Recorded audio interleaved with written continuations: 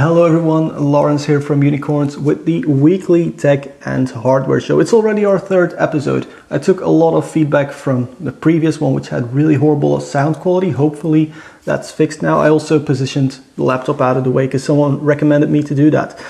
Before we get into this week's best tech or most interesting tech releases and press stuff, I want to take a minute just to thank everyone for subscribing. I know a lot of people take a 10K subscriber channel for granted, but to me it really means a lot to now be at 10,300 subscribers at the time of making this video. So massive thanks to all of you.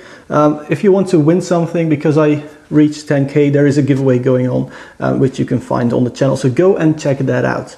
But let's dive straight into the news. We'll start with the big one this week, which was the nVidia Titan V. It's our 6th, 7th Titan, depending on how you count them. And this one's even more outrageously priced. So for $3,000, you get the new Titan V, which still has the cooler that's been going on since the 600 series, 500 series cards. It's the same ugly cooler, but this time nVidia made it gold. No one knows why, it's super ugly, but the specs are really interesting. So you get 110 deep learning teraflops. Obviously you get 12 gigs of HBM2 memory, 21 billion transistors, so it'll probably run Crysis fine. It's just $3,000 and it's so ugly. It's unbelievably ugly.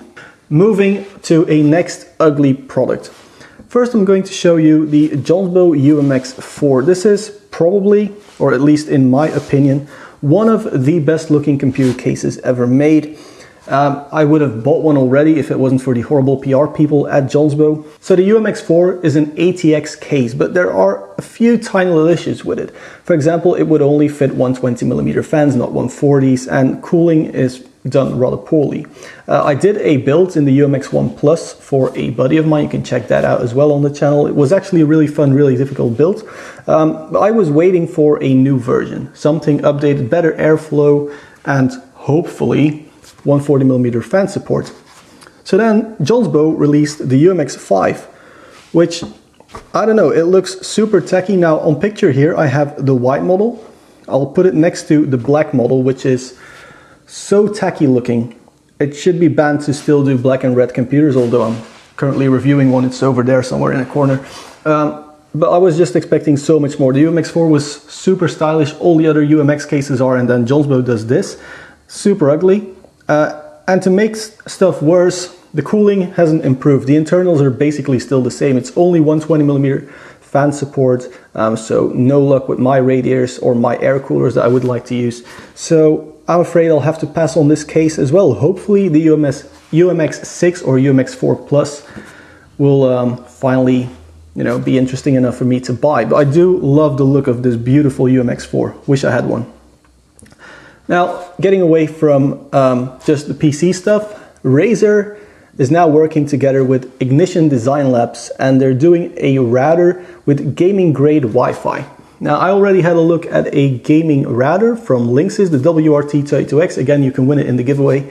It was a really good router, but super expensive. So what Razer is doing, they're positioning it at $150 US.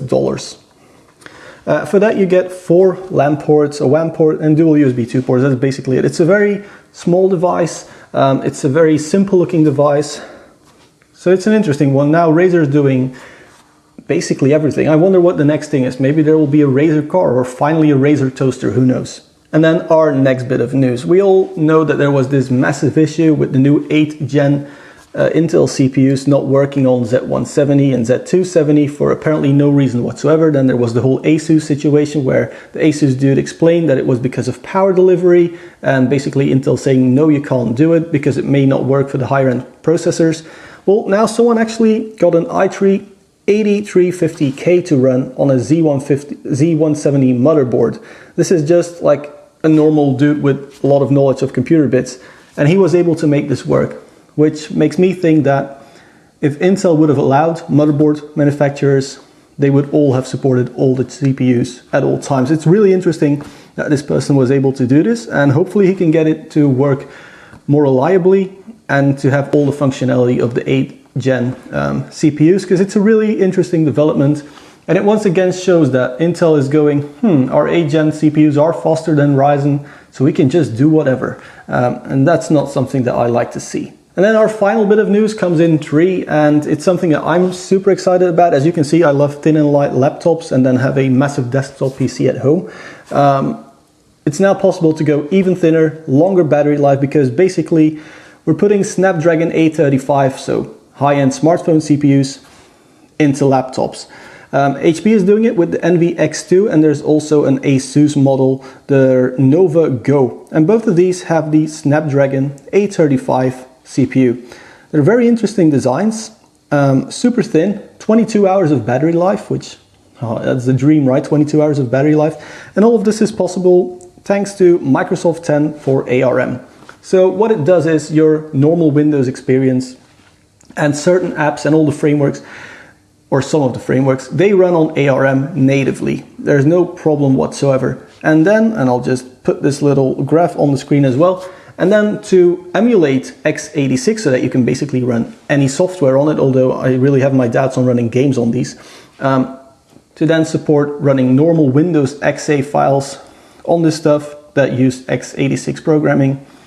They just emulate the DLLs, and they have some extraction layers. I'm not going to go into full detail on this, but it's really cool that now we'll get even thinner than the Surface Pro, 22 hours of battery life, probably 4G LTE included as well. So I'm super stoked for these. I may upgrade, when I upgrade my Surface, I may move to a Snapdragon 835, 845 or whatever ARM based solution, just because of the insane battery life that we'll get out of these. So I'm really looking forward to that. Anyway guys, that was it for our 3rd episode of the weekly tech and hardware show. I know this is some firmware kernel-like stuff going on as well, so technically it doesn't really fit in this show, but then I linked it to some new laptops as well to, you know, whatever. Anyway, thank you very much for watching. Suggestions, feedback, tips, please leave them in the comment area below. I read all of it. I try to take all of it into account, so please do that. If you like this video, hit the like button. If you haven't already, go and comment on this video or any other video on the channel to enter the giveaway. If you want to see the full giveaway, there's also a link in the description, so you can go and watch that one. And yeah, if you want more frequent updates than these weekly tech and hardware shows or the reviews on Friday, there's an Instagram and a Twitter link also in the description below, so go ahead and check those out. You can also enter for the giveaway by following me on Instagram, by the way. For now though, thank you very much for watching. Also massive thanks to the Patreons up there. You can join those as well, and you know, they help me with better lights and better lenses and cameras and all audio stuff, all that gear that I really need to produce high quality video. But for now, massive thanks for watching. I'll see you guys on Friday with the Noontech Hemo wireless review.